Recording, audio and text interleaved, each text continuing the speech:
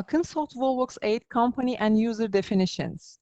If you don't have an existing company record or if you want to create a new company record, open the admin menu on the control panel. Click on the Company Records button. If you have an existing record that appears on the screen, press the plus button to open a new record. If not, then fill out the form and save. The company code must be a unique value. Short name, commercial title, tax number, phone number 1, district, province, and country are mandatory fields. Click the Save button. Enter the current year to create the working year from the window that appears. Click the Create Working Year button. You have created your company. If you have branches for this company, click on the Branch Operations tab to define them. You can select the information to be shared with branches from the Shared Modules area. If you don't want to make such a choice, click on the Branch Record button.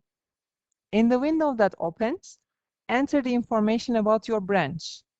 You can assign a staff or terminal to the relevant branch from the authorization area. Unauthorized users will not be able to see the branch. You can assign users that you are going to create in a way that we will show you now. So now let's look at the user record processes. To record a user, open Control Panel User Settings and click on User Records. Enter the user information on the screen that opens. The System Information field is required. Other fields are optional and for informational purposes only. Create the user by clicking the Save button. Click on the User Authorization button to assign authorization to the user you created. Select the company you want to authorize.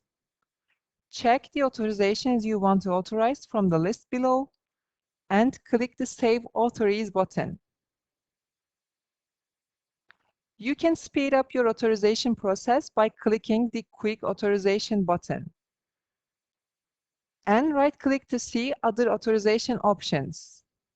You can also find the authorization you want to authorize by searching the Find Authorization field.